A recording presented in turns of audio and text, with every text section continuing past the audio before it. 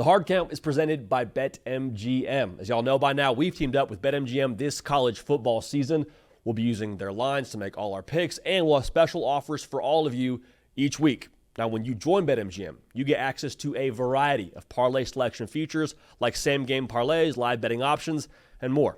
If you haven't signed up yet for BetMGM, use bonus code HARDCOUNT, and you'll get up to $1,500 first bet offer on your first wager with BetMGM. Here's how that works. 1, download the BetMGM app and sign up using bonus code HARDCOUNT. 2, deposit at least $10 and place your first wager on any game. Step 3, you'll receive up to $1,500 in bonus bets if your bet loses. Just make sure you use bonus code HARDCOUNT when you sign up. Let's make this college football season 1 for the books. Let's make it legendary. Let's get to the show. Welcome into the Hard Count presented by BetMGM. The transfer portal is wide the heck open. It's Friday. Very unconventional for us to have a Friday show. We'll explain that here in a second. Friday, January 2nd, 2025. Last one on the face of the planet. This is the show for college football fans that know the transfer portal is a non-negotiable when it comes to competing at the highest level in the world of college football. It's not just something you can dip your toe into and look at a certain way and say, maybe we will, maybe we won't. If you want to win national championships, you got to go to the portal. All 4 of the teams right now that are still alive in the college football playoff, they all have a transfer portal quarterback, and they all are portal players, all right? So the proof is in the pudding there. The formula is pretty straightforward when it comes to what has to be done in terms of what I just said again, competing for all the marbles. Now, again, I told you, we have a Friday show right now. Usually that's not the case. During the season, Tuesday, Wednesday, Thursday, a bunch of reactions for you after the games on Sunday morning from what happens on Saturday. The reason why we have a Friday show right now is we had college football playoff games on Wednesday and Thursday. And so with Thursday being 3 different games and all the windows, like, you know what? We want to watch the games. You want to watch the games. Anything we say on Thursday is going to age anyway, so we might as well wait till after those games finish up and react to them. So myself and Caden Smith pretty much lived at the studio from New Year's Eve to New Year's Day and the end of January 1st into the wee hours of this morning, quite frankly. We reacted to all the games. We gave you our thoughts on some of these early matchups that we're going to have when it comes to Oregon and Indiana, a little rematch there. Ole Miss, Miami, getting after it. It's the party in the Fiesta Bowl. So in this show, we have our instant reactions after those games happened, as well as the early looks, early previews at both those games as well. They're going to determine who's playing for a national championship. Before we do that, what I told you before to start this show, the transfer portal is open for business. There's been a lot of intends to enter. There's been a lot of he may enter the transfer portal, he may not. Today, the transfer portal is, like I said, officially open, okay? Now, this is very important what I'm about to say. Pete Nakos, co-worker of ours here at On3, is the best in the entire industry at covering the transfer portal. And our boss today, Shannon Terry, put out a tweet, and he said, hey, listen, if you get Pete Nakos, you guys being everyone on Twitter, you get him to 100,000 followers by next Friday, January 9th, I'll give him a huge raise. At the time of us being on the air right now, Pete's sitting right around 94.9. So here's what we're going to do. There's a QR code on the screen right now for those watching on YouTube. I want you to pause this video, take a picture of that QR code, follow Pete. It does not cost you anything. It's totally free. It's just all of us paying it forward here to Pete Nakos and the Lord's work he's doing when it comes to covering the transfer portal. And the portal's been open for like right around, I guess, maybe 20 hours by the time you've seen this, give or take. Pete has been awake for like 16 of those hours. So follow Pete, get him to 100K. That is our mission here. Hashtag get Pete paid. Now, there's a ton of intel over on on3.com from Pete Nakos, and I want to set the table here for just the early things that are happening when it comes to intel around the transfer portal with it now officially being open. Listen, the quarterback market is going to be determined more or less by 2 individuals. That's Sam Leavitt from Arizona State and Brennan Sorsby from Cincinnati. Those are the 2 bells of the ball. Once those 2 individuals or one of those individuals comes off the board, then you're going to see the other dominoes fall with a DJ Lagway, a Dylan Raiola, just so on and so forth. So they're going to really set the tone when it comes to this portal quarterback market. Brennan Sorsby has got a couple of visits lined up. He's visiting Texas Tech today, and he's also scheduled to visit LSU. Now, Gary Furman of Kane Sport came on the transfer portal show over on the Rivals channel with myself and Josh Newberg. He said, hey, listen, I understand there's smoke around those schools, but don't count out the Hurricanes. So do with that information as you please. But my question is, for Brennan Sorsby, him visiting Texas Tech, his girlfriend's committed to play volleyball there, does he leave the Texas Tech visit uncommitted? I feel like we see that a lot in the transfer portal age. Guy gets on campus. He probably wants to figure out where he's going to play college football just as much as these teams want him to be their guy going forward. Do we see Brennan Sorsby even make it to the LSU visit? Not operating off of intel there. I'm just going off of purely speculation. But the intel is, again, that he's got some visits lined up. And obviously now, all those schools, I think, would be pretty thrilled to get Brennan Sorsby's services here for the 2026 season. Now, Sam Leavitt, the other guy I mentioned, he has entered the transfer portal with a do not contact tag. Now, why is that important? Don't call me, I'll call you. What I'm gathering here with Sam Leavitt entering the portal with that tag on is he pretty much has a gauge as to the schools he's going to be evaluating here. He doesn't need every other school blowing him up and trying to make their pitch to him. The schools to watch, as we've mentioned multiple times now, LSU, Oregon, Miami, and then as of today, On3's Steve Wiltfong and Pete Nakos both report that Kentucky is in the mix. Sources tell On3 that Kentucky is in a, quote, strong position with Sam Leavitt. Now, what does that mean? I don't know. I have no idea. But you look at Kentucky and say, well, I guess Will Stein has produced not one but two Heisman finalist quarterbacks out there at Oregon the last 2 years. It would make sense for Sam Leavitt if he wants to be in the SEC to go play for that dude. We'll see what happens there, but just don't count out the cats in Sam Leavitt's recruitment is all I'll say there. But again, once those guys make their decisions is when these dominoes will start to fall. One more note on Sam Leavitt. We mentioned multiple times on the show, with Oregon being in the mix for him, you'd have to think Sam Leavitt's only going to Oregon if Dante Moore declares for the NFL draft. So what if Oregon keeps winning and we're not getting a decision from Dante Moore in his NFL future here for a while? What if they win in the Peach Bowl on next Friday, on January 9th, and then this process continues to progress for Dante Moore, and he's not playing again until January 19th? Does Sam Leavitt just kind of have to say, I got to make a decision here whether I think he's going to go or not? I got to pick a school. That timeline and that whole dynamic that's in play with Dante Moore, Oregon, and Sam Leavitt and his potential to consider the Ducks, very, very thick plot out there in Eugene. So a lot going on with the portal quarterback market, but again, those two are setting the musical chairs in motion, and once they pick their schools, or once one of them picks a school, I think you see the music stop and a lot of decisions start to happen across the board in the world of transfer portal quarterbacks. Now, a couple of Coleman brothers I want to unpack the latest intel on. They're not actually related, but Chaz Coleman and Cam Coleman. We'll start with the number one player in the transfer portal, Auburn wide receiver Cam Coleman. The big two to watch, as we've said for a while here, are Texas and Texas A&M. Committed to A&M for a long time out of high school. Jimbo Fisher gets fired. He flips to the hometown Auburn Tigers. A&M in contention for Cam Coleman. It sounds like now Texas is in a pretty good position to try to get Cam Coleman in for a visit. We'll see what happens there. I've said it for a while. If Steve Sarkisian is in the mix for a transfer portal wide receiver, you got a pretty good resume to show to Cam Coleman. Hey, Devontae Smith, he won the Heisman Trophy at Alabama. I was his OC. Hey, Xavier Worthy, he was a first-round pick. Hey, Adonai Mitchell came here for 1 year. His draft stock skyrocketed, had 1 year. That was all it took. The case for Texas is not a hard one to make. Pete Nakos also mentioned two other schools that I want to highlight on the transfer portal show with Josh Newberg. He mentioned Alabama and USC. Alabama was a school that we pegged as soon as we got the news for Cam Coleman entering the transfer portal because it's a hometown team. Same thing with Steve Sarkisian and his resume. You could say the same thing in some ways about Kalen DeBoer and his offensive acumen and what he did with Roma Dunze and all those receivers at Washington, what he did with Jeremy Bernard this past year at Alabama. Also, similar to Auburn being a hometown team, Alabama, also the hometown team. So kind of a wild move if Cam Coleman's going to heel turn from one side of the Iron Bowl to the others, but stranger things have happened. This is, in fact, the upside down in the world of college football. And then USC, they just had the Blitnikoff Award winner, Mekhi Lemon. And then Jacoby Lane wasn't even the number one wide receiver, and he had a freaking season and a half at USC. So if you want to go do big numbers, Los Angeles is a pretty appealing place to get that done. You also have to believe every school in the mix here for Cam Coleman is, in fact, well-resourced, and you better be if you're going after the number one player in the transfer portal. Now, the other Coleman, Chaz Coleman, Penn State edge, 3 years of eligibility. We've said many times, Ohio State, the school to watch. He's from the state of Ohio.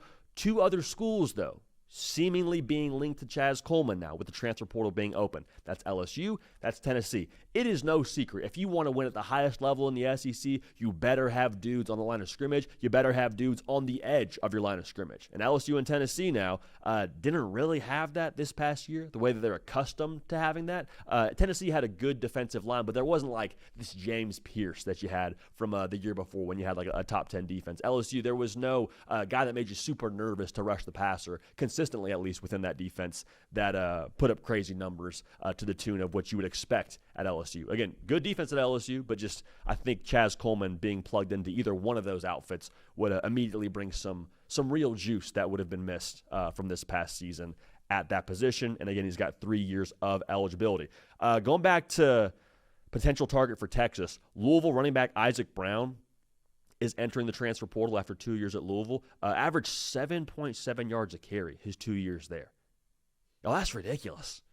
That is absurd. All-conference caliber back. Texas is the team to beat, it sounds like, for him. So if Steve Sarkisian now is going to go get a receiver and an elite running back talent out of the transfer portal, here we go for Texas. The feeling I have around just the skill players in general with this portal cycle is like revenge of the Sark a little bit here. You're used to seeing Texas have playmakers all over the place. And it wasn't like they didn't still have playmakers this past year. It just wasn't the same caliber that you've been accustomed to with Steve Sarkisian offenses. Pin that on whatever you want to, whether it be the talent level, whether it be the maturation of Arch and the pace at which that went, the new offensive line, whatever you want to pin it on, it's your prerogative. But I'll be very surprised if Steve Sarkisian walks into 2026 without a very stocked cupboard when it comes to the weapons department. Also should be noted, Texas has lost a few backs to the transfer portal here over the past couple of days. Now, there's this whole other category of portal quarterbacks that I want to just hit on really quickly.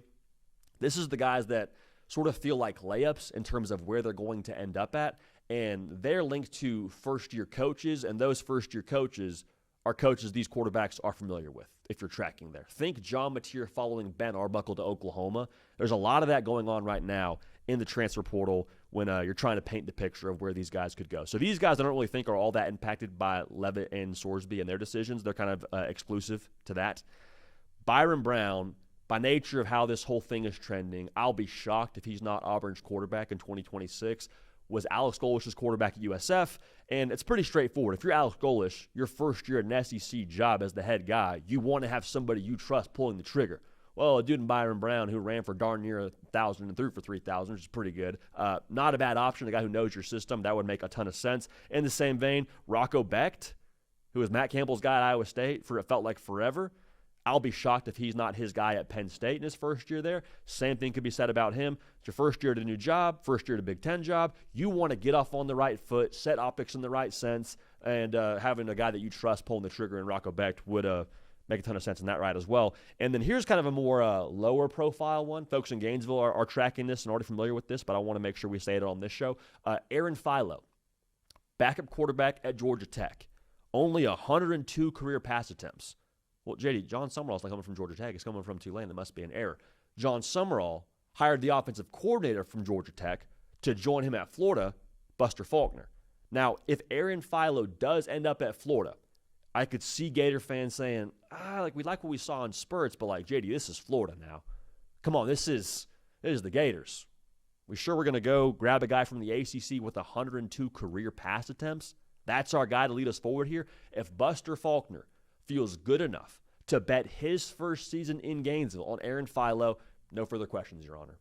So I trust Buster Faulkner at that level, and I would trust John Summerall if he's trusting Buster Faulkner to make that decision. So I'd be surprised, again, if we don't see Byron Brown at Auburn, Rocco Becht at Penn State, and Aaron Philo at Florida. But, of course, the plot thickens. These things change all the time, but that's kind of the latest intel with the transfer portal being open now just a few hours. Of course, we'll keep a pulse on this thing going forward. And, again, follow Pete Nakos. Get Pete to 100K. Pay it forward. Get my guy a huge raise, and we'll all come up winners. Okay, so again, I told you, reactions are aplenty from New Year's Eve and New Year's Day, as well as some early previews to the semifinal college football playoff games in the Peach and the Fiesta. Without further ado, let's time travel a little bit and give you our instant reaction from the games that were and the games that will be. The Miami Hurricanes are the bully on the block. They should terrify everyone in this college football playoff. Whatever you thought about them during Selection Sunday and how they don't deserve to be in, lost to Louisville, lost to SMU. We weren't saying that on this side of things, but if you thought that before, I don't think you're saying that now. They just beat Ohio State, who was, for the majority of the season, the number one team in the entire country. Beat them in the Cotton Bowl. Final score, 24-14, awaiting the winner of Georgia and Ole Miss. Y'all, there's a lot to unpack here for both sides. We'll do that right now. Before we do that, if you're a college football sicko, Happy New Year. We love you. We appreciate you being part of this show. If you haven't yet subscribed, make sure you do so. This show, as always, brought to you by BetMGM. So I'm watching the first half of this game, and I'm in here at the office. We got a Martinelli's in the fridge in case New Year's does hit while we're still here. And I'm thinking during halftime about what we saw for those first two quarters. And my takeaways were the information we had leading into this game is exactly what that game looked like to start off. You have one team that 25 days of rest and a new play caller on offense. You had another team in Miami who is off of arguably the biggest win of the Cristobal era, an emotionally, intense win, a confidence-boosting win on the road against a really good SEC team in Texas A&M, and they were walking with a little bit of swagger. They were the more physical, more violent, more tuned-up team. And so you have that first half to go off of, but even so, I'm looking at Ohio State, and I'm saying they could turn it on any freaking moment. Like, Ohio State could go into sprint mode, let Jeremiah Smith keep eating. Julian Sayin finds his rhythm. It's still only a two-score game here. Who's to say Ohio State doesn't go back to being the number one team in all of college football? And then they go find their way to win this football game. So that was my feeling at half. Y'all, coming out of this thing, Mario Cristobal deserves all the credit in the world for the two jobs he's done at Miami, which is one, architect, two, psychologist. Let's start with architect. When Mario Cristobal got to Miami, that roster, especially on the line of scrimmage, is nowhere near what you just saw them do to Ohio State. Nowhere near. The line of scrimmage was, anemic. The culture was soft. The logo had lost a lot of shine on it. There was no Malachi Tonys. There was no elite quarterback play. And then you saw what they had tonight. That is a product of Mario Cristobal pounding the pavement, attacking the transfer portal, attacking at the high school level, and stacking the trenches with guys like Mesidor, guys like Ruben Bain on the offensive side, guys like Francis Mawanoa, getting to Mark Fletcher in the backfield, getting a steady hand in Carson Beck to run the show. Like that is the product of Mario Cristobal, the architect, building this roster to go toe-to-toe with Ohio State. And y'all, to keep it a buck now, they bullied Ohio State. Like the strength of Miami going into this game, we're saying line of scrimmage could be the difference. Sack Julian Sayin 5 times. You hold Ohio State to 45 yards rushing. I don't know if that was the difference in the game. It was a pretty big part of the difference. It was at least a 50% or if not more of the difference for the Canes in getting this game done. So the way that he's built it since getting to Coral Gables, it was a slow build. There was a lot of jokes along the way around, well, you didn't take a knee against Georgia Tech. Well, you can't beat Louisville. Well, it's all these different takes about Cristobal in Miami. He just continues to stay the course, keeps it building, keeps stacking bricks, and then what you see tonight was a byproduct of all that. So the architect, Mario Cristobal, deserves all the credit in the world. The psychologist, Mario Cristobal, also deserves a ton of credit. Y'all, I saw a team in Miami who, according to all of us now, backdoors the way into the college football playoff. The topic of discussion going into Selection Sunday. Everyone's got to take on Miami. Either you think that they shouldn't be in because they lost to two pretty average ACC teams, or you think they should get in because of the head-to-head against Notre Dame and the way they looked in September and the way they finished in November. There's no more discussion about that. And even if there was, this is a team that I saw, at least with my own two eyes for 4 quarters, had zero fear with what that other roster was. It would have been very easy to say, well, it's Ohio State, defending national champions, the best player in college football, and Jeremiah Smith and Julian Sands completing 80% of his passes. There was zero fear from Miami on any level here. We talked about the trench play. How about just the way they called the game?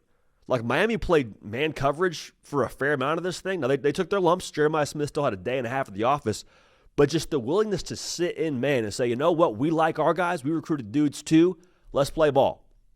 I love that for Miami.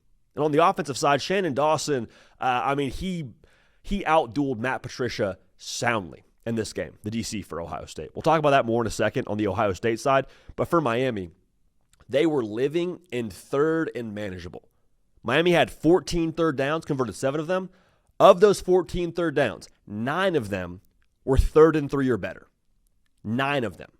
So they were living in we have the entire playbook at our disposal. And I think the thought was, if you're an Ohio State fan, you're maybe feeling a little bit on edge and feeling a little bit anxious about what Mark Fletcher could do for you coming downhill. And Miami, in a lot of those 3rd and 3s, elected to throw the football and had a good amount of success doing so. Whether it was Malachi Toney on the out route, whether it was Mark Fletcher on the wheel, whether it's Shamar Brown on the wheel, like they ate Ohio State's lunch schematically in 3rd and short situations. And Carson Beck making the right play with the football was a big part of that. Going into this playoff, we said, hey, listen, Miami, they've done some dumb stuff, and it's caused them to lose football games. They haven't lost football games because they've got roster deficiencies or they have these massive holes in what they're capable of. Miami was always capable of doing this. The thing that made you nervous, though, was, well, are we going to see Carson Beck throw 4 interceptions? Are we going to see a couple busted coverages by the defense? Are we going to see a timely pick from Carson Beck in OT to lose to SMU? Like, what's this going to look like when we get on those big stages? We keep saying it, though. Miami, while you're worried about them doing dumb stuff, they were the more mature team tonight. And if we get mature Miami, all bets are off. And it looks like through 2 games in the college football playoff, we are getting mature Miami. Carson Beck didn't light it up tonight, but he was steady. He didn't make the big mistake. He operated the offense, made plays with his legs. I saw a mature, professional mindset Miami tonight go take a college football playoff game and punch their ticket to the semis. We cannot overstate the gravity of that. Because if you get mature Miami, again, there's no roster in college football that is superior to them by some substantial margin to the difference of a game. The difference would have been Ohio State tonight. Ohio State was the most talented team in this tournament. I still firmly believe that. They weren't ranked number 1, but they were the most talented team in this tournament. And Miami just bullied them. Just bullied them. Let's call a spade a spade. You run for 4.5 yards a carry, you bullied the opposition. They had 45 yards. You had 5 sacks. You bullied them, Miami. There's no discussion to be had about that. So I have 2 more thoughts on the Canes. One is I am putting 0 limits on what they can do the rest of this tournament. The mojo and the confidence for this team should be through the freaking roof. You went to A&M, a team that was top 3 in the country the entirety of the year, it felt like, and beat them at their place, playing bully ball. Then you went out and beat the team that was number 1 for the majority of the year on a massive stage on New Year's Eve, playing your brand of ball. Again, same kind of deal. Physicality, bully, ate their lunch, all those things. There's been nothing fluky about what Miami has done these last 2 games. They've been timely. They've won competitive plays for sure. But there's been no, Miami got lucky. Miami has deserved and earned both the wins they got each of these last 2 college football playoff games. So we'll see what they are in terms of the line with whenever they play a Georgia or an Ole Miss. But Miami, I don't think they care what the line is. This game opened at like -9.5, -10 Ohio State. Miami didn't care. Going back to confidence and the whole psychology element from Mario Cristobal. Second point I want to make here, though. Do we all understand what a win like this and a run like this means for the future of Miami Hurricane football? Because Mario Cristobal now, he's always going to go recruit top talent. That was a given. That was what you knew when you heard the news that he was taking the job in Coral Gables. Come back home to 305. You never wondered, is he going to be able to recruit South Florida? That was a given. But before, it was always a projection, a forecast, trying to cast this vision for guys. Hey, come bring the U back. Come bring us back to where we're supposed to be atop the college football world. There's no more of that now. You're not trying to forecast anything. You're like, we beat A&M and we beat Ohio State, who won the national title a year ago. You want to go play for those schools? More power to you. But understand, when they spot the ball and they run that clock, we beat both those teams. So make your own call here, but understand the proof is in the pudding now for Mario Cristobal. And to have that in his arsenal when he walks into a living room, he jumps on the phone with a transfer portal guy or recruit, I just think that's massively, massively impactful and is enormously dangerous for the rest of college football when it comes to acquiring talent out there in the 305. Translation, Miami's not going anywhere. Even if they don't win the national title this year, Miami is not going anywhere because of the wind in their sails, this kind of win can be. So the Hurricanes have very much so made their case as to how real and legitimate they are. Nothing fluky about these past couple of wins for them. I cannot wait to see they play in the semis. Now, for Ohio State, this was a gut punch in every single sense of the word. 2 words. Here's what makes me just a little peeved if I'm an Ohio State fan. Now, hand up, I picked the Buckeyes. I thought they'd win the football game. I still thought at half they were going to turn it on and find a way to go win this game. But here's what makes me just agitated if I'm a Buckeye fan. I didn't see an Ohio State team take the field with a certain edge about themselves or a pissed-off manner about themselves. And they had every single reason for that to be the case. Every single reason. I told you Julian saying the whole doesn't win the Heisman Trophy deal, and he's got one guy at Media Day talking to him, and it's something that makes the rounds on social media. You got Jeremiah Smith posting about how he deserved to win the Blitnikoff. He didn't say it that way, but posted a video that essentially implied as much, and he took it personally. You have Ohio State who lost to Indiana in a game where I think most Buckeye fans feel like they should have won that game. You have all the makings, all the ingredients in the world to have that chip on your shoulder, flip the switch, go Revenge of the Sith mode like you did last year, take it personal, go on a run. And I didn't see that. And I'd feel different if like Ohio State got exposed in some areas. I leave this game and I'm like, they play that game 10 times. Ohio State probably wins a percentage of them. I'm not saying that like Miami didn't deserve to win this football game and Miami wouldn't win this game if they played it again, but I'm just saying like I didn't feel like Ohio State had some personnel holes that we learned about in this spot. We knew that the offensive line was gettable. We all knew that. I still thought they could win the football game. We knew Julian Sayin was a young buck. I still thought he was good enough to win the football game. And so the fact that you didn't learn anything new about your football team in this spot and you still lost, that to me just makes me feel bad because it feels like Ohio State didn't come out with the we're ready to go get it kind of mentality. And that sucks in a college football playoff game where if you win, you're in the semis. You win that when you're playing for a national title for the second time in 2 years. Like, there should have been some fire in the belly, and there wasn't from anyone not named Jeremiah Smith, which I think is just massively frustrating. Now, hindsight's 2020. I'm not in the building. I have no idea what the flow is like for Brian Hartline when it comes to his work week, with him being the head coach at USF now and also trying to be the wide receivers coach / OC for Ohio State. If it's me, I don't like anything new on race day. I don't like us being in a college football playoff game and for the first time all year having a different play caller when we've had a pretty elite offense for the entirety of the year. I know hindsight's 2020. I didn't love that. The Matt Patricia thing I want to touch on just because I was very critical of this hire when Ohio State announced it, with Matt Patricia being their DC. I am not victory lapping on this because my original take was this hire doesn't excite me. I don't get it. It doesn't check the boxes. I essentially came out and was like, I think this is a bad hire. Clearly, I was off on that. I was wrong on that. So hand up, he's a Broyles Award finalist for one of the best assistant coaches in all of college football. Got a vote from me for that, just to be clear. But I do want to circle back on one thing I had to say during my reaction to that hire that I think actually ended up being pretty spot on. One of my concerns about Matt Patricia was, is he the 10% difference for you at Ohio State that you demand when it comes to reaching your expectations of winning national championships? Talent will never be an issue for Ohio State. As long as Ryan Day is the head coach, people will laugh at this. I don't think that's ever going to be an issue for Ohio State either, and his national title to his name should prove that. So when it comes down to play in and play out schematics and different nuances of the game plan, and it comes down to winning third down, I said, I don't know if Matt Patricia provides you that 10% advantage that you need to go win national championships. And I understand Miami only scored, if you take away the defensive touchdown, 17 points tonight. Right? So it wasn't like they had this massive outburst on the scoring front. And one of those touchdowns, too, on the offensive side, you gave them when it comes to Miami scoring at the very end there. So if you want to be real nitpicky, you can say, hey, JD, thanks, but Miami really only scored 10 true points tonight. Say whatever you want. I'm looking at third down, and I'm looking what Shannon Dawson was calling, and Shannon Dawson ate Matt Patricia's lunch tonight, dude, just from where I was standing. Now, we'll go back and watch this, and maybe we'll have different takes for you when the dust settles, but I don't think I'm backing off that take. Shannon Dawson definitively won the coordinator duel tonight between him and Matt Patricia. Not saying, again, Patricia wasn't a great hire. Not saying Patricia can't still be the guy that elevates Ohio State to a national title next year, but in the context of this season, he was not that 10% difference.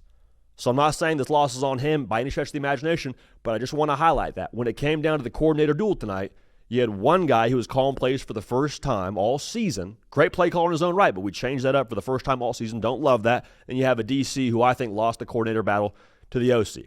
College football is a competitive game. You're going to take your L's, just how this whole thing goes. But Miami, they won in the margins. They won in line of scrimmage. They won, I think, psychologically, being the more physical, more ready-to-play team.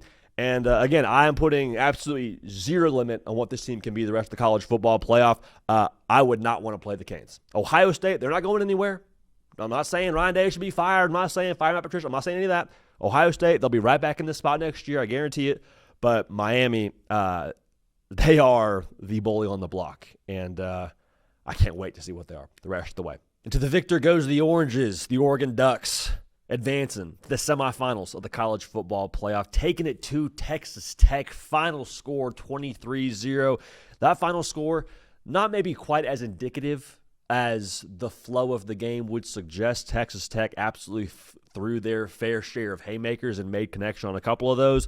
But we're going to unpack both sides of this thing right now. Before we do that, if you're a college football sicko, welcome home. You made it. This is for college football sickos, by college football sickos. We were in here last night on New Year's Eve. As the ball is about to drop, we're in here reacting to the game because we love the sport, you love the sport, the greatest thing on the face of planet Earth, so appreciate y'all in advance for being subscribed. Now, here's what I want to highlight about Oregon. We'll get to Dante Moore in a second. We'll get to the defense in a second. How about just the growth of this football team since that Indiana loss? Because what we said going in was, hey, listen, Texas Tech can do a lot of the same things that Indiana did to Oregon that allowed them to beat the Ducks in Autzen. Said, hey, they're going to rush the passer, going to speed Dante Moore up. Maybe he makes some mistakes. They got one of the best run defenses in college football, much like Indiana. Don't be surprised if Texas Tech walks in here. If they're the more physical team, they impose their will. We get Oregon on the ropes because, again, apply pressure to Dante Moore. You look at that defense, what they were against JMU in the second half, caused for a little bit of concern and anxiety for those that weren't keeping track of a lot of those dudes being backups in the second half. I digress. The growth of Oregon from that loss to Indiana, even quite frankly in the first round of the college football playoff, to this win, this to me screams Oregon's not done evolving. And when you're not done evolving going into the semifinals of the college football playoff, that is a very, very good thing. Because last year, it feels a lot like Oregon peaked at the end of the regular season / the Big Ten title game, right?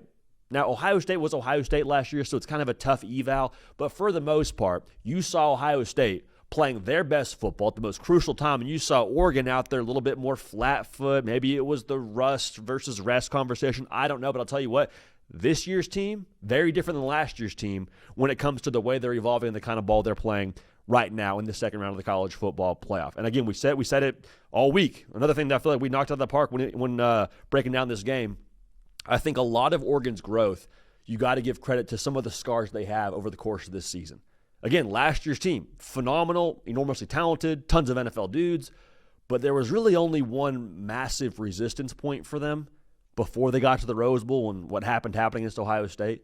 It was the Ohio State game in Autzen where they won, and it was great, but like outside of that, you pretty much had your way with just about everybody else. That wasn't the case for this year's team. This year, losing in Autzen to Indiana, we said it when it happened, that might be the greatest gift this football team could have had in the context of this season. And we'll see how this whole thing progresses, but that loss, I think, was a big reason why you've seen Oregon grow and progress the way they have in this college football playoff. Now, getting to Dante Moore, speaking of growth, how about the way that he matured since that loss as well? Because Texas Tech, you saw in that first quarter, that first half, that front seven is the real deal. And we said it a lot on the game breakdown. Hey, listen, they're going to apply pressure. I know a lot of us haven't watched a ton of Texas Tech football because they're out there in the Big 12 and they're not always getting like the marquee stage when it comes to their games. I promise you, though, that front four, that front seven, they're the real deal. And they made that very evident in the first half of this game, just harassing Dante Moore. And what you saw against JMU, what you saw against Indiana, what you saw at different points throughout the course of the season was Dante Moore. When you apply pressure to him, he gets sped up, he makes poor decisions, he turns the football over. Bad things happen for Oregon. And so I was really curious to see, okay, once Texas Tech applied that pressure early, how does the game script go from here?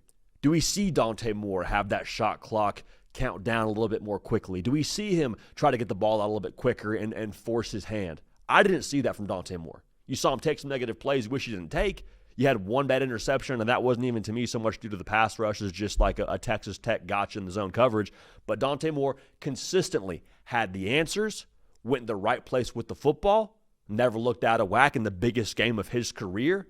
He never took the bait of Texas Tech allowing him to speed him up. And so if that's Dante Moore here going forward, if the blueprint to beating Oregon was speeding up Dante Moore, and that no longer is the path forward here. Okay, now all bets are off.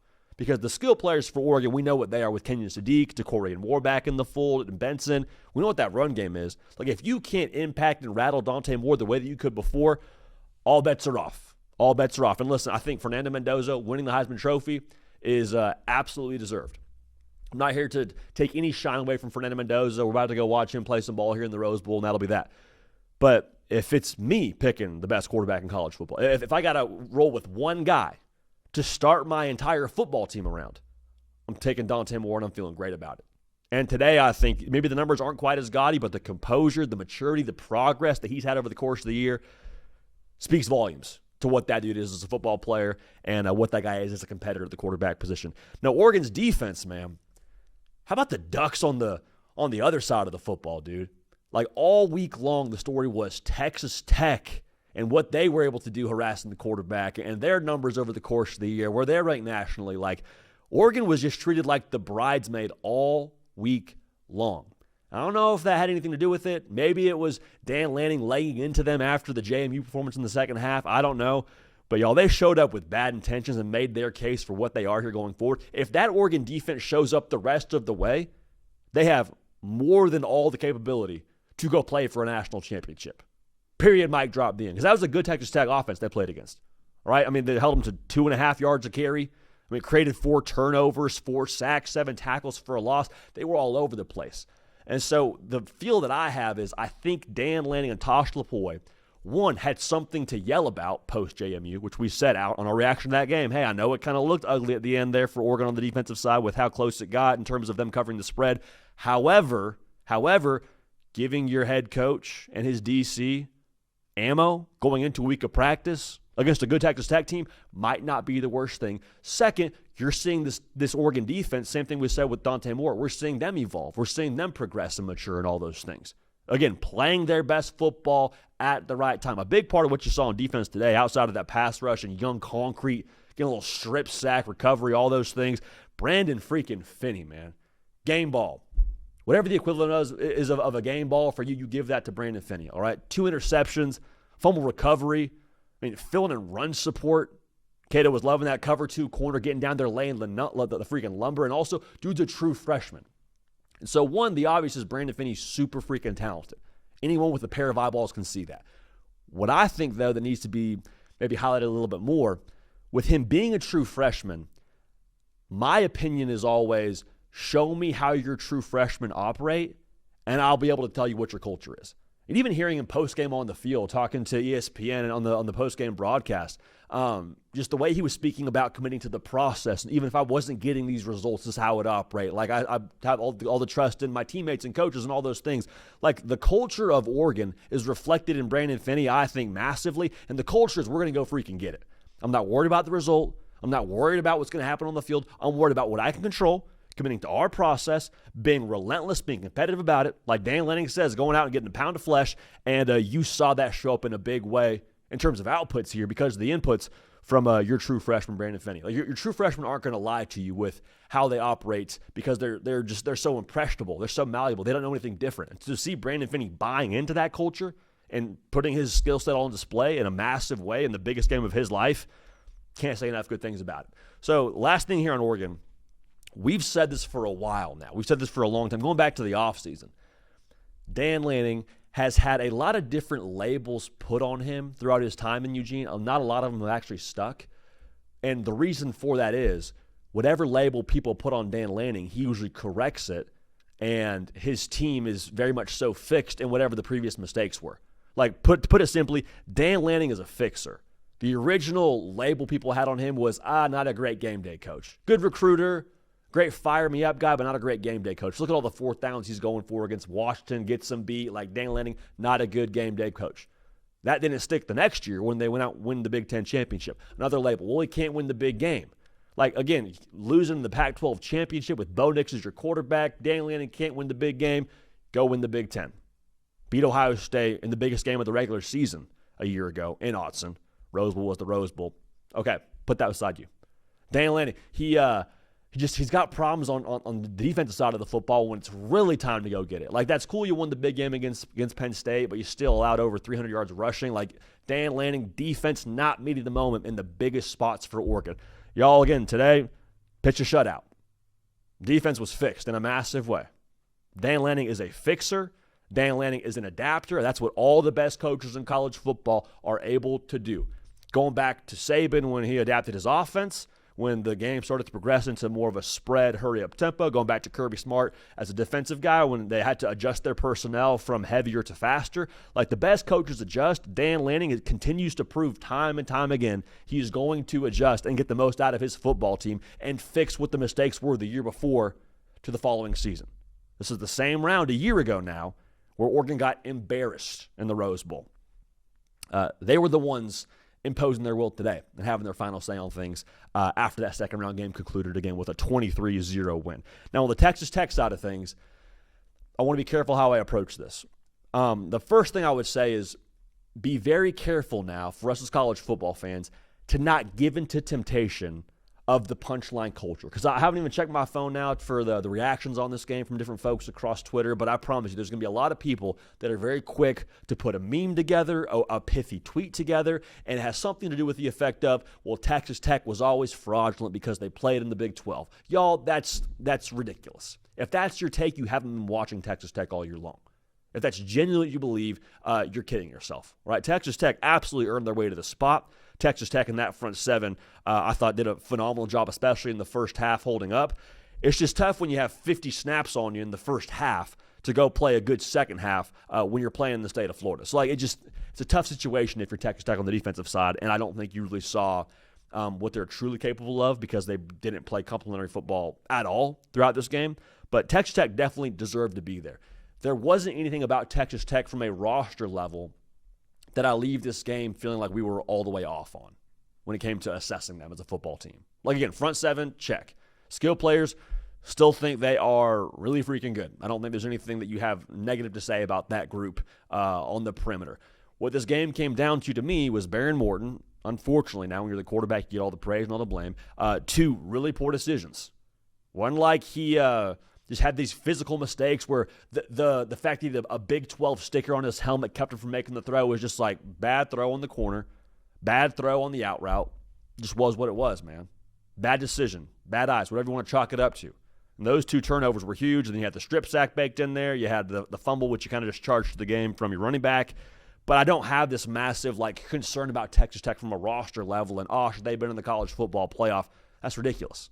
Nothing about the roster got them beat in this game. The thing that I am a little bit concerned about here going forward for Texas Tech is their ability to get ramped up for a game like this, given where they are in the context of the Big 12. Like, there is no other supervillain in the conference for Texas Tech to sharpen them over the course of the regular season to get them ready to play in the college football playoff. Like, Oregon had Iowa they had to play. Oregon had Penn State they had to play when Penn State was actually playing for something and they had a little bit more mojo to them. Oregon had Indiana they had to play. Like, while those are tough games and obviously you want to get to the college football playoff, that heavy bar, I think, allowed Oregon to be more poised and more ready for this moment. As an offense, I was looking at Texas Tech, and it was very evident. They hadn't seen anything like that Oregon defense before, personnel-wise. Oregon was playing man, rushing for, and that was it. Wasn't anything super tricky, wasn't anything super exotic or complex. Like, they just straight up played their ball, and Texas Tech did not have answers to it. And so I go back to my point here. For Texas Tech, for them to be ready for a college football playoff game of this caliber, it's going to take them probably not getting a first-round bye and maybe having a game like Oregon had where you get a tune-up game against, insert whatever team you want there. I don't think there'll be tune-up games here in the future of the college football playoff with the format about to change. But you either need that to go your way or you need somebody in the Big 12 to step up to the plate and give you a better test over the course of the season. Because the second-best team in the conference in BYU, you beat the brakes off of not once but twice.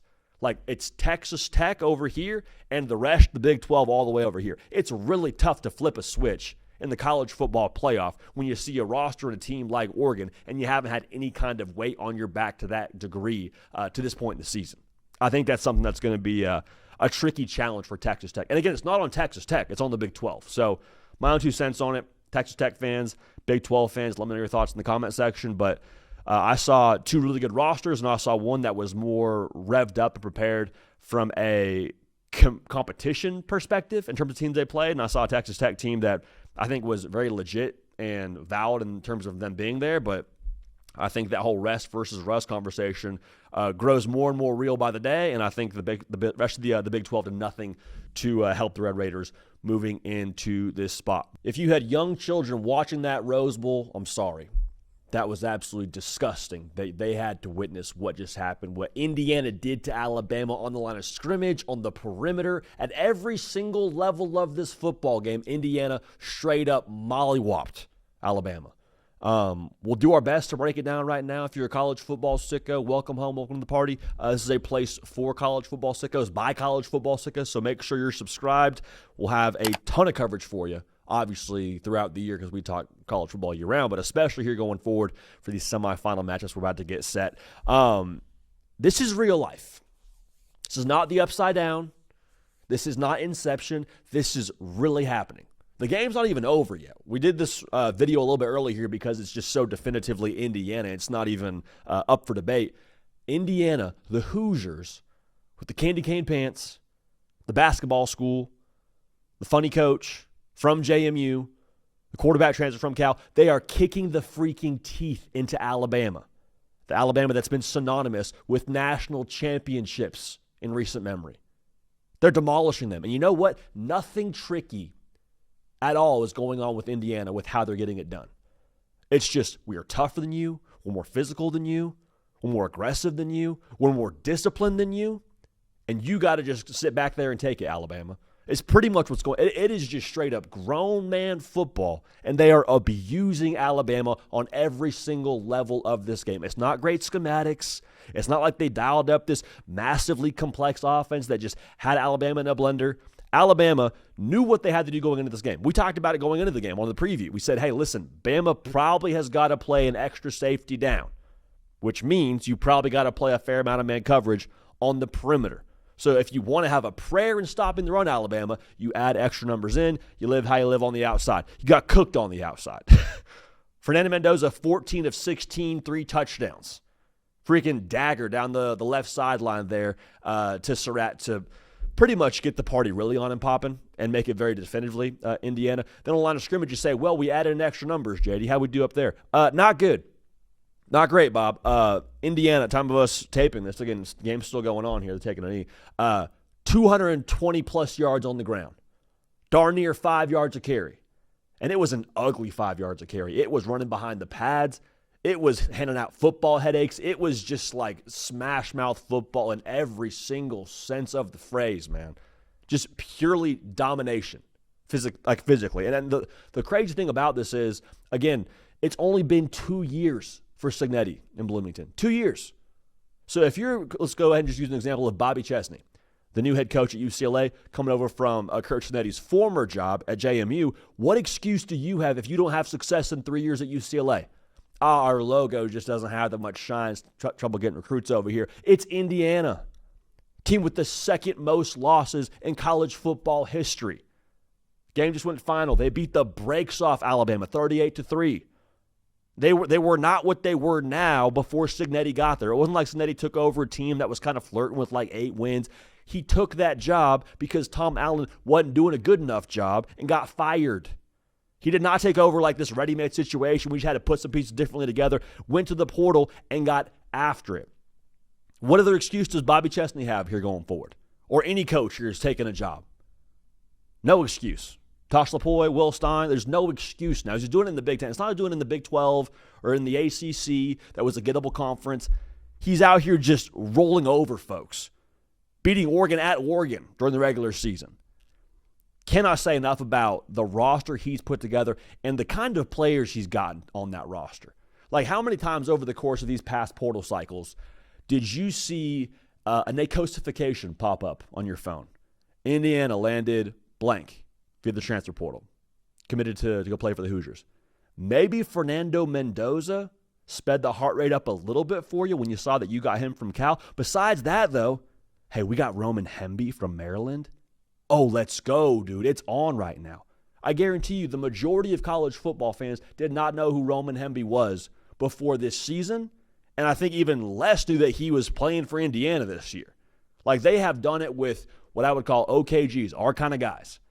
Like, maybe it's not the flashiest when it comes to the stars next to their name, but I tell you what, Kurt Signetti, being like the pseudo GM out there, crushes the evals from a personnel perspective, and he crushes the evals from a like competitive makeup standpoint. If you go watch Indiana play football, the line of scrimmage is one thing. Like Pat Coogan transfer over from Notre Dame on the offensive line, they're crushing skulls and snatching souls. Like, we understand that. But you look at what they do at the wide receiver position. You look at Pons, the corner, who's all of like 115 pounds and 5 foot nothing. He's out here laying lumber, absolutely running his face through Ty Simpson. Like, what Indiana is at every single position group is punch you in the face kind of football players across the board. Their identity is physical. And so you give Kurt Signetti a lot of credit for, one, finding those guys, and two, for setting the temperature where he wants it at. To reprogram Indiana from what they've been historically to being now the top team in college football based on the seeding and based on what Maya just told me what did to Alabama, he brainwashed that team. There's no other way to explain it. He brainwashed Indiana into believing they're the number one team in America, and now they're playing like it. And, I mean, the product is what it is. It speaks for itself. Like, here's my last thing on Indiana. Believe your eyes. I know it's weird as a college football fan because we're used to seeing different logos in that number one spot in terms of the rankings or the college football playoff. We're used to Ohio State. We're used to Michigan. We're used to Alabama. We're used to Georgia. Indiana's the real deal. Believe your eyes. There's no other qualifiers. If you thought that beforehand, more power to you. If you didn't think that, though, I don't know what else you need to see. Don't know what else you need to see. All right, now for Alabama, this is going to hurt. We've got to take our medicine together here, but I just want to just give it to you as straight as I possibly can. There's going to be a lot of overreaction here from this game, talking about fire Kalen DeBoer. He's not the right guy. We'll get to that in a second here. But off the top, it was as bad as it looked. Understand that. Sometimes you look at a final score, look at the box score, and say, well, maybe if this play breaks differently or that play breaks differently, we have a way. If they play this game 10 times, Indiana would win the game 10 times. And it wouldn't be close any of those 10 games. Understand that. It was as bad as it looked. That's the first part of this. The second part of this is you now got to go shopping for two things, in my estimation. One, you got to go portal shopping on the line of scrimmage. I mean, if that is the measuring stick for you to go get back to the semifinals of the college football playoff or beyond and play for a national championship, you have got to have better personnel up front. You have a couple of good players in that front. I'm not saying Caden Proctor's not good or Tim Keene is not good, but you don't have enough across the board to go get to where you want to go. You have got to go to the transfer portal, and you got to get some more depth and some more big bodies. Big human beings win football games. There's no other way around it, all right? That's the first part of this. The second thing you got to go shopping for and maybe inspect a little bit. Better way to say this is you got to inspect this part of it, rather. You got to go shopping for a different identity as a football team, all right? You got to go figure out if you're really about that life when it comes to line of scrimmage football. And I think they want to be, but not badly enough based on what I saw in that Rose Bowl. Here's the thing. Physicality, for the most part in college football, it's a choice. Like, as much as you have to go to the portal and have depth, you got to be willing to show up for 4 quarters, line up from another grown man across the line of scrimmage, and be willing to run your face into him for 60 minutes. It sounds cliche. It sounds like something a coach would say before a big game. I'm just telling you that's the fact of the matter, man. Like, if you don't want to be physical, I didn't see Alabama want to be physical enough in that football game, all bets are off. Doesn't matter. Doesn't matter. So on the Kalen DeBoer side of things, or fire Kalen DeBoer conversation, I get where you're coming from. I understand. You're upset. What's happened these last 2 years has been well below your standard, but let the dust settle. That loss sucked. You got your absolute brains kicked in there. But understand now, as we zoom out a little bit, last year you won 9 football games. You missed the college football playoff. This year, you're a regular season now SEC champion. You lose in the SEC title game in Georgia, obviously. You win a first-round college football playoff game on the road, and you probably should have Ty Simpson back here next year. That's not me selling you hopium. Those are just facts.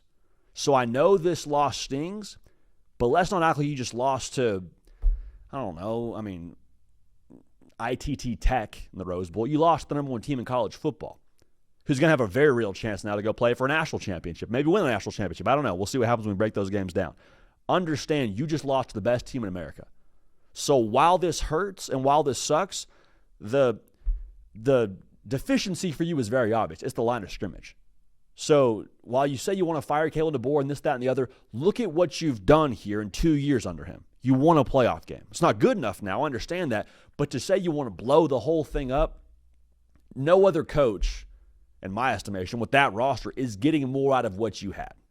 Now, you got to go get more, and that's the head coach's job now, but no other coach is getting more out of that roster, in my humble opinion. So, the Kalen DeBoer, fire him this, fire him that. He's not the right guy. I hear you. I understand. You're well within your right to be emotional. When the dust settles, though, let's grab some context. Let's understand what Indiana is, and let's understand what the mission here is here going forward.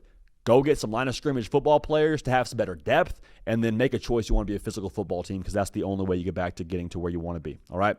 Indiana, the real deal, man. All right? Y'all, we just watched an instant classic in the Sugar Bowl. Final score, in NOLA, Ole Miss 39, with a cheeky safety there at the end, too. Georgia 34. Y'all, there's a lot of different thoughts I have on this. I'm going to do my very best to be concise here. No promises. That was absolutely nuts. That version of that game was not at all how your boy thought it was going to go. So first things first, Ole Miss fans, I did not pick y'all. I was wrong. All y'all my mentions, you were right. You get the last laugh here. So when we're wrong like that, crow. All right, I'm going to eat right now. It's not going to taste good. It's not going to feel good.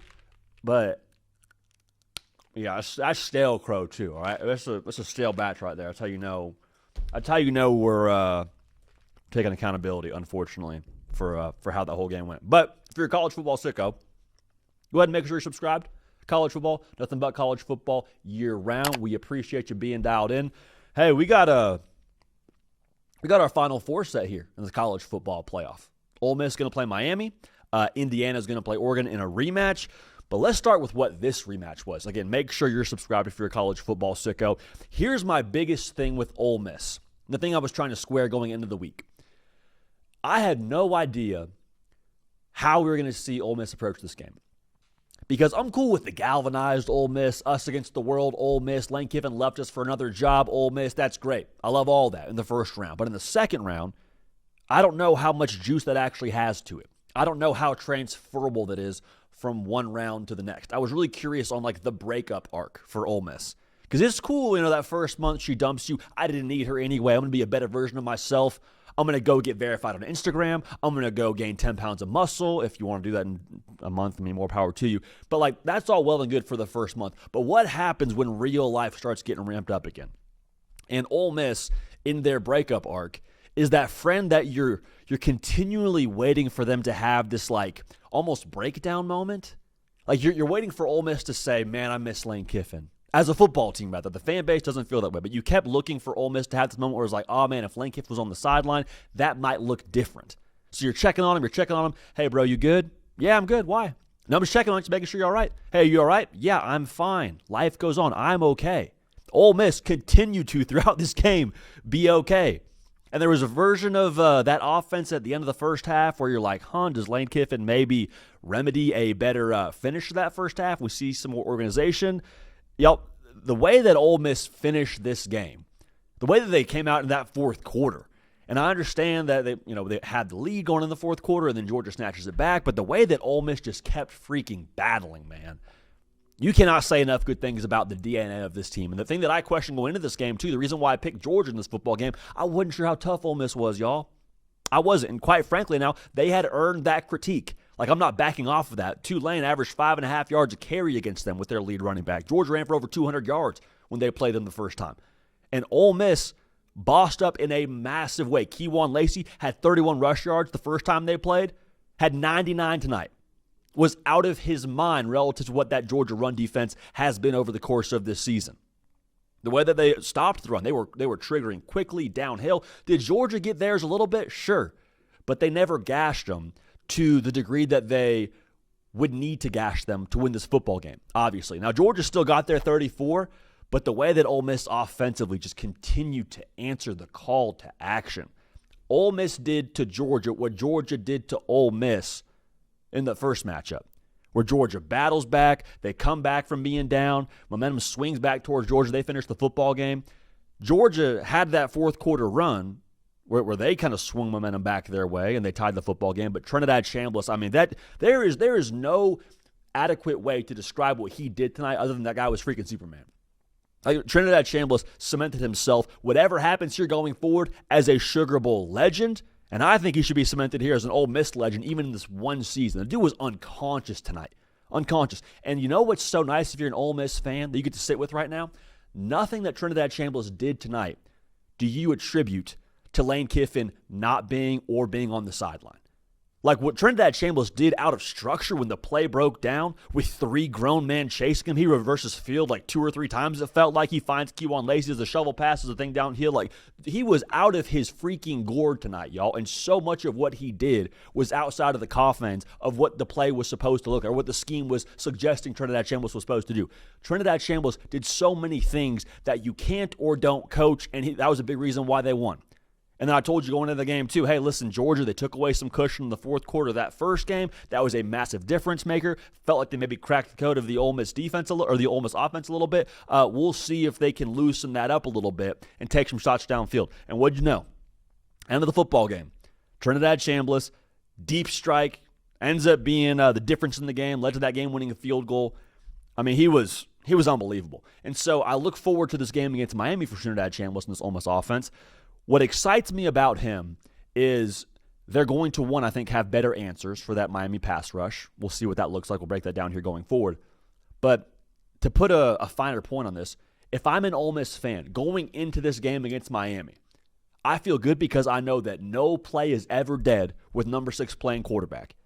I mean, you saw it tonight. Again, Georgia got home a couple of different times or broke through that line of scrimmage a couple of different times. Not just with one dude, but 3 dudes. And Trinidad Chambliss reverses field, makes something happen, just straight up willed this football team to a win. That was one of the notes I had down going into the fourth quarter, just trying to collect my thoughts because it felt like it was almost a whirlwind of a game for that first 3 quarters. I was just like, so much has happened. Let's kind of just collect what I'm thinking right now. And one of the questions I wrote down was, can Trinidad Chambliss just put this team on his back? And then you had that 3-play sequence where he just pretty much took over the football game. So as long as Trinidad Chambliss is taking the snap for you, you have more than a chance. And I'm done breaking down the psychology of Ole Miss with Lane Kiffin or no Lane Kiffin. No further questions, Your Honor. Like, no, we know now definitively that Ole Miss is going to be a problem for you, whether it's Pete Golding on the sideline, whether it's me on the side. Like, they are going to play their ball. They're not impacted by the external stuff. And I can't help but wonder this a little bit. Remember that stretch where we're going through the end of the regular season, and even before the Mississippi State game, there were questions and things being said about, is Kiffin going to stay? Is he going to leave? And we always were questioning on this side, at what point does that get into your locker room? At what point does that throw Ole Miss off their A game? And it never really did. And at that point, you kind of just chalked it up to, well, Ole Miss is more talented than these teams. Lane Kiffin's still the head coach. We'll just kind of assess this thing as it goes, but it's probably an Ole Miss talent thing. Y'all, Georgia is every bit as talented as anyone else Ole Miss is going to play here the rest of the way to go play for a national championship. I think that there's something to be said for the mental toughness Ole Miss developed at the end of the regular season and how they've utilized it here in this college football playoff run and how they beat Georgia tonight. Like, they have a professional mindset in every single sense of the phrase, and you saw dividends tonight. So, Ole Miss, Miami, absolute blockbuster. I cannot wait to break down that game and watch that game. The Carson Beck versus Georgia storyline would have been electrifying, but a no Lane Kiffin Ole Miss team playing a Miami team with a chance for Miami to go play for a national championship in front of their own home crowd, and Ole Miss with a chance to spoil it with a quarterback that played D2 last year, we're not hungry for storylines on this side of things, all right? So it's going to be electrifying either way, and Ole Miss has earned their way there now on the field. On the Georgia side of things, I don't think we had a false assessment of what this team was. I think that as I sit with it a few moments removed from that game finishing up, the things that I thought were fixed on the back end of that secondary, I still think they did a good job fixing it, but there's a difference between truly fixing something structurally. Like, let's go ahead and say that let's say that you pop a tire, right? There's a difference between getting a new tire and fixing how that whole thing is structurally and then just slapping a patch on it. it looks to me by nature of how this went tonight, with Ole Miss receivers averaging 12 yards a catch and Trinidad Chambliss going for 362 through the air and that big shot to ultimately win the football game, I think it was more of a patch than a structural fix. Now, not saying that Georgia couldn't have found a way to win that football game still and they go play for a national championship. Like, the feeling I have leaving this game with Kirby Smart for the second year in a row now, winning the SEC, getting a bye, and losing the Sugar Bowl, winning a national championship in modern college football is really freaking hard. And we're so conditioned, I think, as college football fans to, as soon as a team loses, we say, fraudulent, not good, bad team, we were always wrong on them. I don't feel that way about Georgia. Now, I picked the game incorrectly. Do not get it twisted. I'm not backing off that at all. You just saw me eat crow. But I think in modern college football now, you got to win 3 in the case of Georgia, 4 in the case of Ole Miss games to win a national championship. It has never been harder to navigate the postseason than it is right now. And so you go back to the BCS, go back to the 4-team playoff. Y'all, if we had a 12-team playoff during those eras, I think we'd probably get different champions. Because the makeup of what you need, and quite frankly, just the fact that you roll the ball out there and play and see what a 4-quarter game tells you, like, that is a very different setting than win your conference title, go play for a national championship, which is what the BCS was, or go qualify for a 4-team playoff and then win 2 games, you're a national champion. This is a very, very different gauntlet. So I really, quite frankly, I don't think anything less of Kirby Smart or think anything less of Georgia. If anything, this was a team with Georgia that, not to give us any copium here, but this was 80% first and second year players for the Bulldogs. The fact that they won the SEC and they were in this spot, I think you give Kirby Smart a ton of credit for his coaching job this year. So that's not me excusing what they didn't do well in this game. Did not obviously do a good job on the back end. Did not do a good job getting down with Trinidad Chambliss. Did not do a good enough job situationally. I think hindsight's 20/20 on that 4th down call for Kirby Smart, but it didn't hit, so we critique it. But just winning a national championship is really, really hard. And I don't think we'll see anybody here in the future rattle off 3 in 5 years or 7 in 10 years or whatever kind of dynasty you want to envision for yourself. 7 and 10 never been done anyway. But you hear what I'm saying. I think that where we are right now in college football is in a spot where we have to hold our opinions of teams loosely and understand if a team loses, doesn't mean they're bad or fraudulent. It just means they lost a college football game where it's 18 to 23-year-olds and the ball is shaped a funny way and bounces a funny way. And now you got to win 3 or 4 games to win a national championship. But Ole Miss, y'all, don't look now. They just got to win 2 more games to be national champions. And they advanced tonight by winning the Sugar Bowl. Again, Ole Miss fans, I was wrong. That's on me. Trinidad Chambliss is that guy. And as long as he's your quarterback, any game is winnable. We got a rematch in the semifinals of the college football playoff. Indiana and Oregon set to get after it in Atlanta. The line has been set expediently by our friends over at BetMGM, who's, of course, presenting the hard count to you today. I'm going to give you a second to guess the line. Get a second. -4, favoring the Hoosiers. Now, when these two teams played in Autzen, the line was right around, if my memory serves me correctly, 8.5, give or take, favoring the Ducks. Obviously, Indiana won that game in Autzen, 30-20 the first time they played. But this is one of those games with this matchup and how it went the first time and how close it was in the 4th quarter. I mean, January 9th, 7:30 Eastern, ESPN, Mercedes-Benz Stadium, Atlanta, Georgia. You get the whole seat. You only need the edge. This one's going to be an absolute movie. I can't wait for this one. We're going to break this game down right now. Before we do that, though, if you're a college football sicko, you know what I mean. If you're watching this video on New Year's Day or the day after New Year's Day because you love, live, and breathe this sport with every fiber of your being, make sure you're subscribed because you're just like us, college football sickos. We got to stick together. Appreciate y'all in advance for being subscribed. Now, here's my question. As we break this game down, with these teams already having played once before and playing quite a while ago, how much stock do you put into that first matchup? Because I watched an Oregon team now against Texas Tech handle that front 7 of Texas Tech semi-effectively in the respect that as much as Texas Tech did a phenomenal job getting after Dante Moore, especially early, I didn't see Dante Moore handle that pressure and handle the flow of that game the same way he handled the flow of the Indiana game when they played them that first time around. Because the Indiana game, they get pressure on Dante Moore, sacking him 6 times, taking away that run game, keeping him less than 3 yards to carry in the Oregon offense, and Dante Moore looked rattled. Looked like he was off his pivot. He looked shook.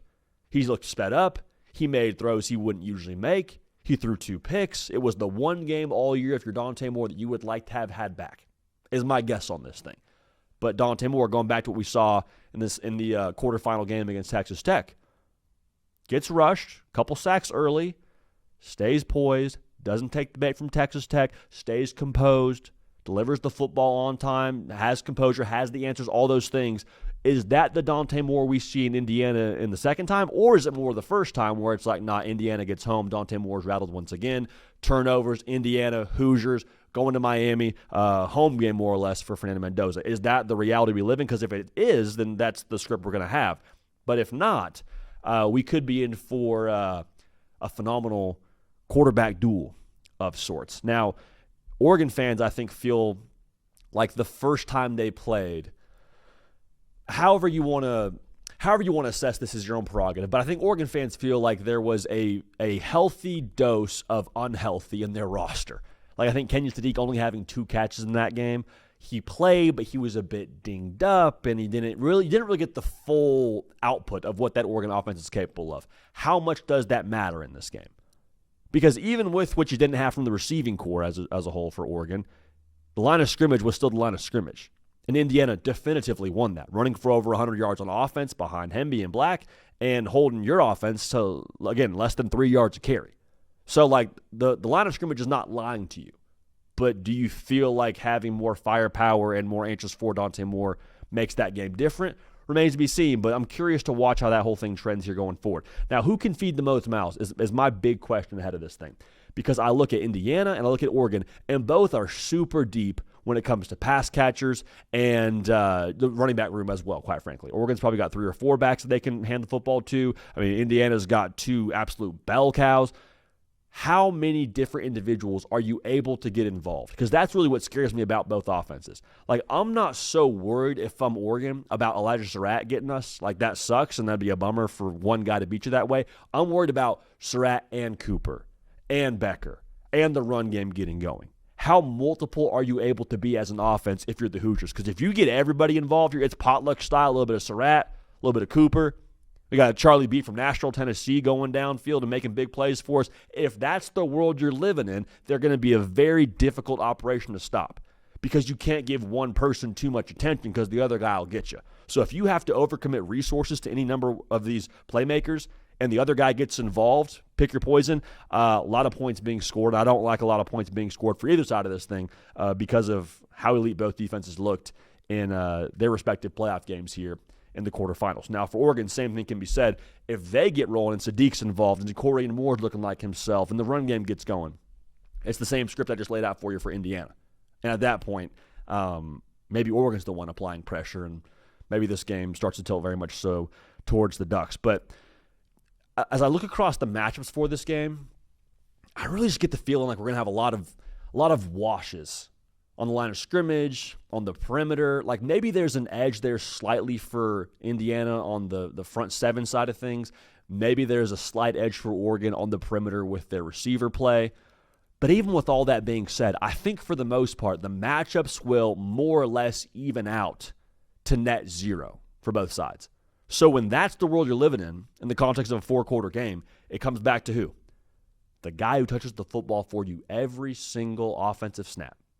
Which quarterback's going to grab the game by the throat? Because I think we talk a lot about the NFL draft and which one of these guys is QB1. We get to see it in this spot. Dante Moore, you think you're QB1? Go prove it. Get the Heisman Trophy winner on the other side of this thing.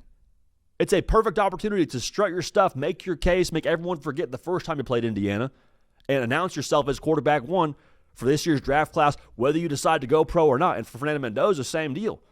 We want to go ahead and make sure there's no more discussion around 1A, 1B. Well, we like Mendoza, but Moore's really good and he's composed and all these things. You want to silence all that conversation? Go out, duel that dude in the semifinals with a national title ticket on the line. I think it's going to come down to one of these guys making a play in a big moment and, again, grabbing this game by the throat and saying, you know what? They're a good football team. They got good personnel. They had a couple of plays today that got us, but we got me. We got Fernando Mendoza. We got Dante Moore, and I'm the reason why we're winning this football. I'm not letting my team not go to the national championship. I think it's going to take a moment or two from one of these quarterbacks to get that done. Now, on the coordinator side, we are in a spot now with it being the second to last game of the college football season for one of these teams, and it's a rematch, like we've said now multiple times over the course of this segment, over the course of this breakdown. It is definitively what else you got in the bag season for these coordinators, because you played once, so obviously you're going to go back and watch that tape and see how you can correct it and get better on all those things. But what worked the first time against Indiana or against Oregon, I have a very difficult time believing that same game plan is going to be as effective as you need it to be to win this football game in the second round. So it goes back to what I just said. Who has another pitch? Who has another wrinkle, another curveball, something that they can lean on, they can go to. Maybe it's early or late in the game that ends up being the difference for you. So whether it's Mike Shanahan or Brian Haynes going in their bag of tricks and having something up their sleeve, whether it's Tosh Laporte or Will Stein. I know some folks are questioning the focus of those guys. Had a caller ask that question this week, and that proved to not be the case. It looked pretty locked into me. That's going to be really, really intriguing to watch here, especially as we get into the flow of the game. Who has another look to throw the other off their pivot and to gain some extra ground in this spot? Because I think it will, quite frankly, come down to the margins and the key plays. Last thing I'll say here, speaking of key plays and big moments, third down in this game, the first time they played, was pretty close in terms of percentages. Neither one was really all that definitive. Indiana was 5 of 14 on third down. Oregon was 3 of 14 on third down. I think it'll probably be a similar flow in terms of neither one really being able to separate. So when neither one's able to separate over the flow of this game, it comes down to who's able to live in more manageable third and fill in the blank with the distance.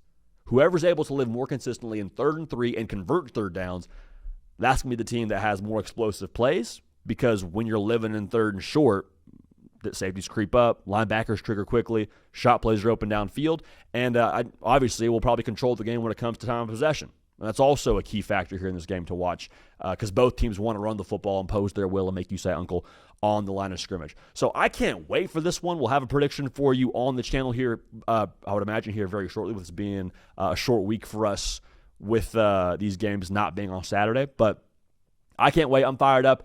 Give me your score prediction so we can cheat on your score prediction, and we can go ahead and just use it for our own. Let us know in the comment section who you got, Indiana, Oregon in Atlanta semifinals. Winner goes to the national championship. Cannot wait. Cannot wait.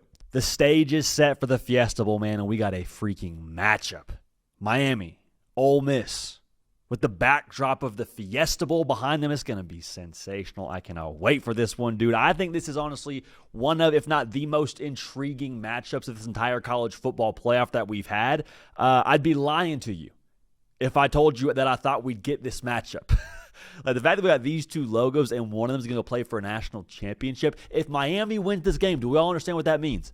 Home game in the national title game for Mario Cristobal's Canes. If Ole Miss wins and they advance, they do so without their head coach that they had for the entirety of the regular season, who is arguably now the best offensive head coach in football. So with that being the stage, the personalities for both these teams are similar but also different and just in general wild. I think they're both pretty psycho. I think Miami's kind of like meathead psycho. Like they're that dude you walk into the gym, he's got 4 plates he's about to bench. He's blasting heavy metal music. He's taking pre-workout dry scoop style, maybe 2 or 3 different kinds of pre-workout. They're insane. They want to play physical. They want to be in the trenches. They want to beat you up in the phone booth. And then once you're unconscious, they want to keep kicking your skull in. That's Miami football. A little bit dark, I know, but roll with me here. Ole Miss, also psychotic, also very unpredictable. But that's kind of the thing with me with Ole Miss. The unpredictability about them is really what terrifies me. Like, Ole Miss is the assassin, but you have no idea they're an assassin. It's kind of like the side hustle for them. Like, their main hustle is they're a school teacher. Like, they're out here teaching high school students chemistry and whatnot. But on the side, they're out here just doing contract assassin work, and that's what terrifies me. Like, Trinidad Chambliss, pretty unassuming guy, right? Transfer from D2, fun story. He just went out and took Georgia to the freaking woodshed, 360 yards passing. Dude was out of his mind. And it wasn't just like, oh, he plays well within the system. He's breaking contain. He's Pirates of the Caribbean back there. He's reversing field. He's making plays off script. It wasn't the offense. It was number 6. Dude is, I think, the best quarterback left in this tournament. Now, does Carson Beck have anything to say about that? Remains to be seen. Make sure you subscribe if you haven't already. College football and college football year-round. We appreciate you being locked in and making this show what it is now. We'll have a full week of show for you here when it comes to breaking this thing down all the way up until game time. Game flow is going to be Really important in this one. It's always important in any game you break down, but especially in this one with the styles being so different and the strengths being so different. Ole Miss, they want to make this a track meet. If that happens, it means the skill got active both downfield and after the catch, and it means Trinidad Chambliss picked up where he left off against Georgia. He's seeing it. He's throwing on time. He's putting it where only his guys can get it. They're attacking the back end of this Miami defense. If that's happening now, this game's played in the 30s. Advantage Ole Miss. Ole Miss, congratulations. You're going to play for a national championship. Pete Golding. Who would have thought, man? The Paul Rudd meme. Who would have thought we'd be here, huh? Not me. Maybe Ole Miss did. I don't know, but more power to them. Now, for Miami, they want to roll around in the mud and make this just gross. I want to make it like 10-17. Maybe even less than that. Maybe like 7-3. Whatever it is, think gross, then go grosser. That's Miami. Now, for them to do that, you go back to their strength. What I said, the meathead of this whole thing, the trench monsters, the trench dragons, if you will, Mawanoa, Mesidor, Ruben Bain, the offensive and defensive lines of scrimmage that Mario Cristobal has built in his own image since he got to the 305. A lot of those guys that are part of his first recruiting class, his first true recruiting class in Coral Gables, they are going to have their say on this football game in a massive way. Especially on the defensive side now, one of the key matchups I cannot wait to watch is Trinidad Chambliss, those broken plays when Miami's only rushing 4, and it's Mesidor and it's Bain, and they're attacking Chambliss. When he breaks out of the pocket, eyes downfield, with Bain in pursuit, go ahead and pause it right there. What happens next? Does Miami get after him and force an errant throw that turns into a turnover? Does Miami sack Trinidad Chambliss altogether and set up second and third and long? Or does Chambliss do what he did to Georgia all night long, throw a strike downfield to somebody wide open, or maybe they're not wide open, and Chambliss just, again, throws a freaking dot, and that's how this thing goes. Hey, we had the right defense. Hey, we actually wanted the point of attack, but Trinidad Chambliss is just that kind of assassin-level crazy, and we don't know what to do. The number of competitive plays we see, I think, in that match will be pretty frequent. That's going to go a long way, I think, in determining who wins this football game. Now, at the exact same time, we keep talking about the physicality of Miami. I think Ole Miss does still have to meet a certain price of admission there, much like they did against Georgia. You just can't have Miami control the game on the line of scrimmage. Like, Georgia still went for over 120 yards rushing, so had a good day on the ground. But Ole Miss answered in their own right offensively, with Keywan Lacey having a good day. Expect him to also need to have a big day in this spot. And Ole Miss also did enough to make sure Miami, again, didn't control, or Georgia rather, didn't control the game. It'll have to be that same ingredients against Miami. And when Miami does score now, you got to make sure you can kind of push the tempo and find a way to answer scores is going to be really, really crucial in terms of that matchup in and of itself. The less you can make it about the line of scrimmage if you're Ole Miss, the better. But even so, you got to have something to where it's not just an F in this game. We'll take a C+. I'll even take a D+, quite frankly. But it cannot be a no, we failed the assignment, we didn't show up, and that's how we lost the football game. Because it's on the table now with how physical Miami is. Go ahead and ask Texas A&M and Ohio State. Now, last thing to break down here, I keep talking about the aggression of Miami's defense and how they fly down, especially from that third level. Like, Keontae Scott is one of my favorite players in college football. I love the way that he plays the safety position. He's like a young Caden Smith out there running the alley. Sticks his nose in there, not afraid of contact. Like, I love the way he plays the game. He is, I believe, one of the leading tacklers in all of college football at the Power 4 level at the defensive back position. That tells you exactly what I just said I like about the guy. He's not afraid to go up in there and mix it up. Now, when you do that, that comes at a cost. Okay, so if you're Miami and you're playing aggressive, what does that cost you to play aggressive? Because the RPO system that Charlie Wise Jr. runs over there at Ole Miss and Trinidad Chambliss has perfected, they take advantage of your aggression, which I'm still waiting for someone to do that against Miami. It hasn't happened just yet. Now, Jeremiah Smith had a big day at the office. Don't get it twisted. But is Ole Miss able to stay ahead of Miami's cadence when it comes to how they attack from that third level? Because if Miami is a little bit too aggressive and Trinidad Chambliss sees it and there's real estate downfield in the RPO game, explosive play, back to game flow, this game's played at a higher level in terms of points, not a world that Miami wants to live in. They can win it that way, but I don't think they particularly would enjoy that. So this game opened at BetMGM, favoring the Hurricanes at, wait for it, go ahead and guess, 3. I'll be really interested to see how much that moves, if at all, before we play this game on Thursday. But Y'all go ahead and call your shot in the comment section. I can't wait for this one. This one is going to be an absolute movie. Ole Miss, Miami, Fiesta Bowl. It will be true to its name, very much so a party. We'll have a party all week long, breaking it down here going forward, and we'll have our official pick for you in this game here before this thing gets rolling. But again, make sure you're subscribed. Caden Smith on the ones and the twos for myself, Judy PicKell. We love y'all. We're going to keep this party rolling. We will see y'all next time.